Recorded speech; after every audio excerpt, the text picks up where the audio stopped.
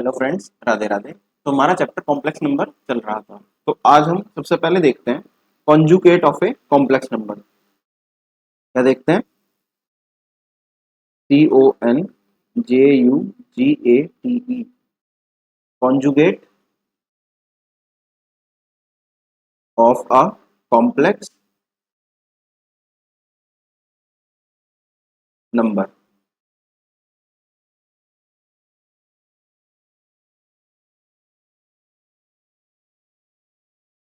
अगर Z equal A plus i b मेरा क्या है, कोई कॉम्प्लेक्स नंबर है, तो उसका conjugate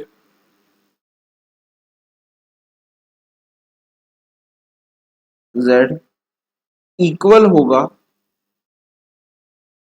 A minus i b के।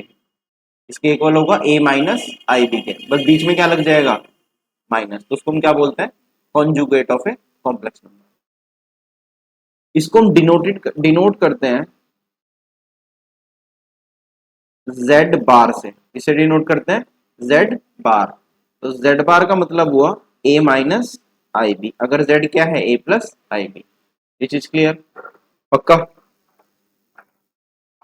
अच्छा, अगर मैं कुछ प्रॉपर्टीज बताऊं इसकी, तो देखना जरा ध्यान से। Z Z के ऊपर बार लगा देते हैं तो क्या बन जाता है? A माइनस आई बी बन गया। अगर Z क्या है, A प्लस आई बी, तो Z बार क्या बन गया, A माइनस आई बी। अच्छा, अगर Z बार के ऊपर मैं बार लगा दूं, यानी कि कॉन्जुगेट का कॉन्जुगेट, तो किसके इक्वल हो जाएगा, वापस Z के इक्वल। माइनस का वापस प्लस बन जाएगा। अच्छा, अगर मैं Z में Z बार को ऐड करने लगूं, तो बड़े ध्यान से देखना क्या होगा। रफ में देखते हैं। A प्लस आई बी में मैं एक तरह से क्या ऐड कर रहा, A minus i b. I minus i b plus i b cancel out, क्या बचेगा, 2। तो ये किसके इक्वल होगा, 2 into real part of Z।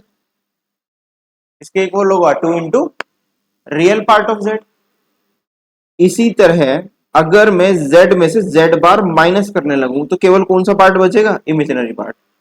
क्या बचेगा, 2i into imaginary part of Z। ये चीज क्लियर?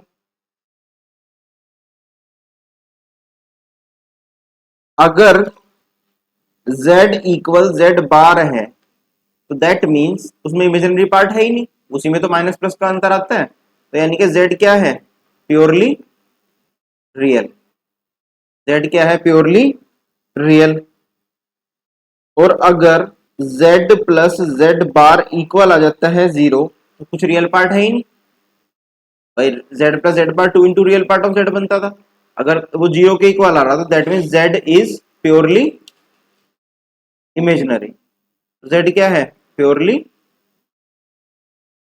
इमेजिनरी। कोई डाउट? पक्का?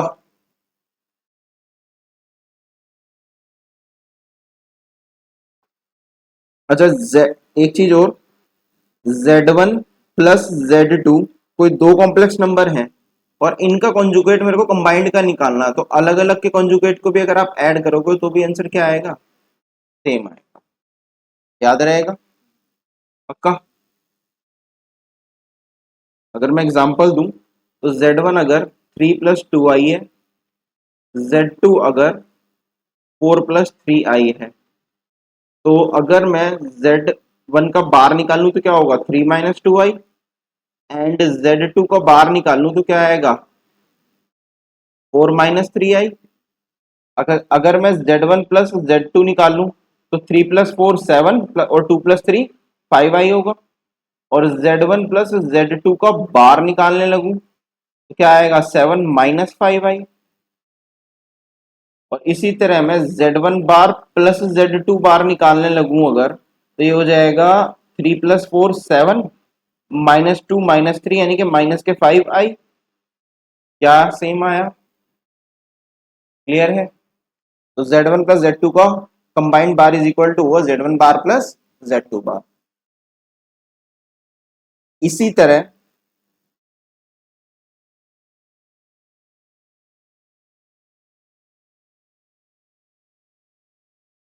मल्टी माइनस में भी होगा, Z1 माइनस Z2 का बार इक्वल होगा Z1 बार माइनस Z2 बार।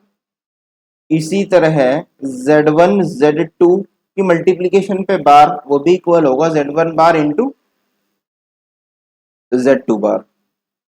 इसी तरह Z1 अपॉन Z2 यानी कि डिवीजन पे अगर मैं बार लगा दूं तो भी इक्वल होगा Z1 bar divide by Z2 bar. Clear है ये चीज? पक्का? कॉन्जुगेट टॉपिक समझ आया?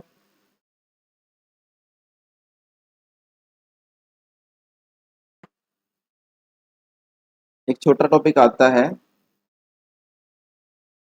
Modulus of a complex number. क्या टॉपिक आता है?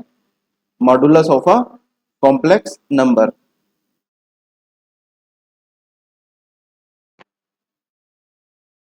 देखो, मॉड z की वैल्यू कैसे निकलेगी?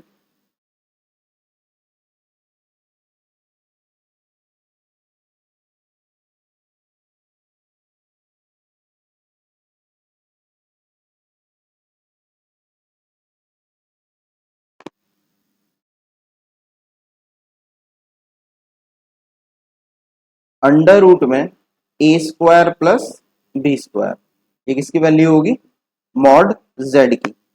यानी कि अंडर रूट में रियल पार्ट ऑफ z का स्क्वायर प्लस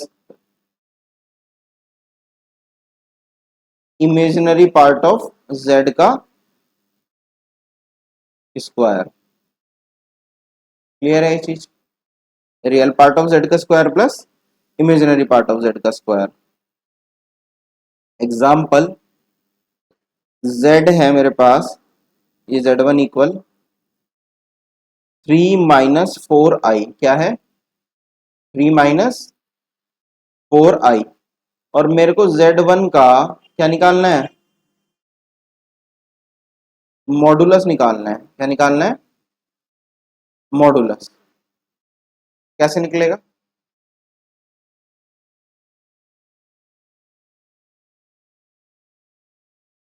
अंडर रूट में 3 का स्क्वायर प्लस 4 का स्क्वायर,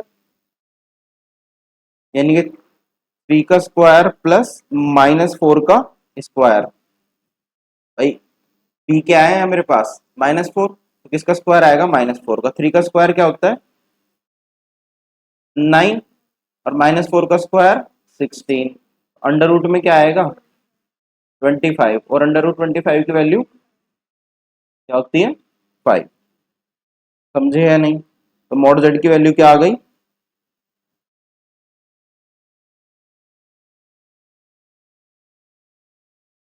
5। क्लियर है? पक्का? अच्छा, कुछ मॉडुलस की भी प्रॉपर्टीज होंगी।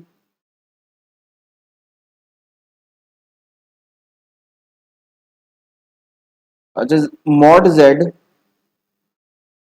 इक्वल अगर क्या आ रहा मेरे पास? 0, तो इम्प्लाइज है कि z भी क्या होगा? 0। और डबल इम्प्लाइज भी कह सकता हूँ, अगर z 0 है तो मॉड z भी क्या होगा? 0, यानी कि 0 + 0i। अच्छा, एक चीज देखना, क्या मॉड z इक्वल होगा z के कंजुगेट के मॉडुलस के भी इक्वल होगा या नहीं होगा? और क्या वो इक्वल होगा -z के इक्वल भी होगा? क्योंकि स्क्वायर में चाहे माइनस का हो चाहे प्लस का हो, पॉजिटिव बन जाएगा। तो a+i भी हो, a-i भी हो, -a- भी हो, सब मिलके अंदर स्क्वायर में जाके क्या हो जाएंगे? कोई फर्क पड़ेगा नहीं। पक्का? नेक्स्ट, z इंटू जेड बार इक्वल होगा मॉड z का स्क्वायर के। z इंटू जेड बार इक्वल होगा मॉड z के स्क्वायर के। अच्छा, अगर मॉडुलस निकालना हो मेरे को z1 z2 का, तो इक्वल होगा mod z1 into mod z2 के। इसके इक्वल होगा mod z1 into mod z2 के। क्लियर है ये चीज? पक्का? हो जाएगा? समझ आ गया?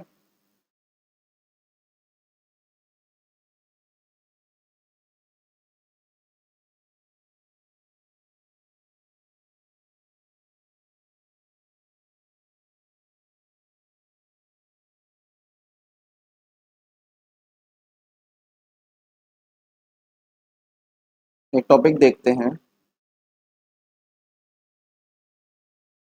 Inverse of a complex number. Inverse of a complex number.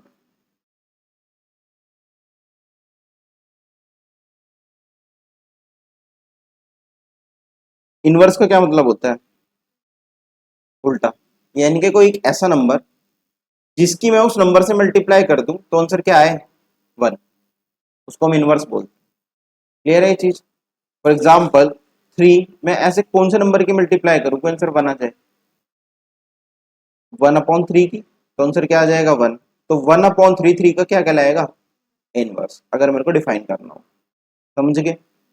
तो अगर मेरे को z है कुछ, तो z का इनवर्स जो भी कुछ होगा उसकी z से मल्टीप्लाई करने पे आंसर क्या आना चाहिए? 1। ये चीज क्लियर है? पक्का? तो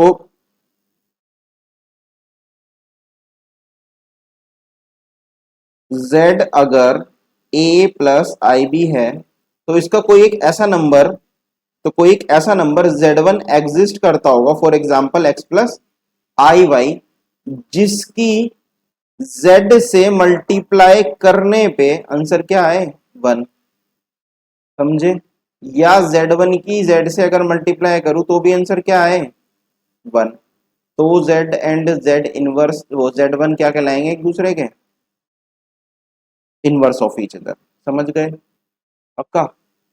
अगर किसी z की z1 से मल्टीप्लाई करने पे 1 आता है तो z1 z का क्या हुआ? इनवर्स। पक्का क्लियर है? विदाउट। अब ये z1 की वैल्यू निकला कैसे करेगी? तो अगर z की z1 से मल्टीप्लाई कर रहा तो आंसर क्या आना चाहिए? 1। z को अगर मैं लेता हूं a प्लस आई बी, क्या लेता हूं? a प्लस आई बी, और z1 को मैं लेता हूं x प्लस आई वाई, जैसे मैंने ऊपर अभी लेट किया था। तो अगर मैं इनकी मल्टीप्लाई करूं तो आंसर क्या आना चाहिए? क्या आना चाहिए? 1। अच्छा, 1 को मैं 1+0i लिख सकता हूँ या नहीं लिख सकता? पक्का? कॉम्प्लेक्स नंबर के फॉर्म में लिख दिया। अब जरा मैं अगर मल्टीप्लाई करूं तो ए नंबर नंबर एक साथ लूंगा, तो ए एक्स, मैंने अभी मल्टीप्लाई करके भी बताया था क्या होता है, a x minus b y plus i into a y plus b x equal होगा a y plus b x, इसके इक्वल होगा 1+0i के, 1+0i के इक्वल होगा। अच्छा, तो अगर मैं इनकी वैल्यू इक्वेट करूं, जैसे इक्वेटिंग बताया था कॉम्प्लेक्स नंबर का, तो ए एक्स माइनस बी वाई किसके इक्वल होगा? 1 के। और ए वाई प्लस बी एक्स किसके इक्वल होगा? 0 के इक्वल होगा। दो इक्वेशन है मेरे पास, दोनों को अगर आप लोग सॉल्व करोगे तो एक्स और वाई की वैल्यूज निकलेंगी। मैं डायरेक्टली बता देता हूं, एक्स की वैल्यू काट पीट के निकलेगी a/a² plus b², a/a² plus b²। और y की वैल्यू निकलेगी माइनस के b/a² प्लस b²। y की वैल्यू क्या निकलेगी? माइनस के b/a² प्लस b²।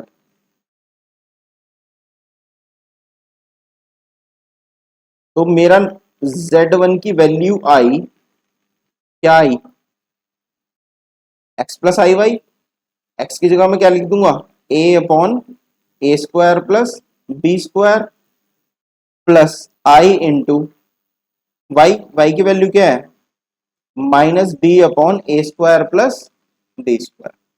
समझे? कोई डाउट? तो ये मेरी किसकी वैल्यू आई?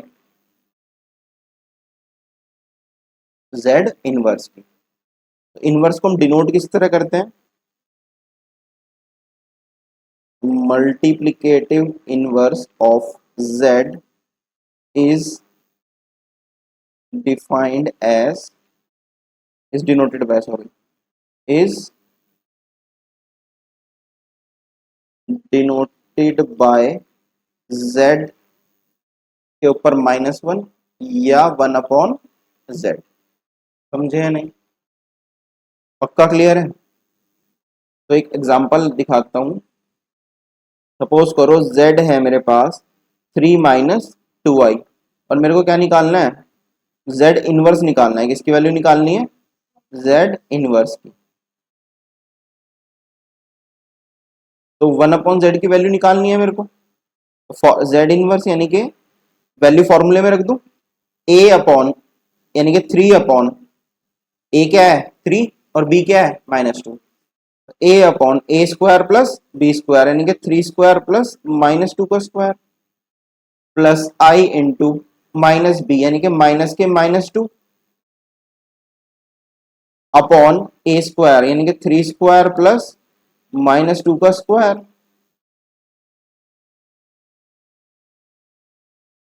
ये आ गया 3/3 का स्क्वायर 9 और 2 का स्क्वायर 4, तो 9 और 4 13, plus i into minus minus plus का 2 अपॉन 13।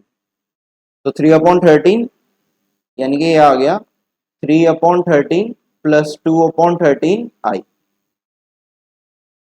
3/13 प्लस 2/13 आई। क्लियर है ये चीज? तो इस लेक्चर में इतने रखते हैं, बाकी नेक्स्ट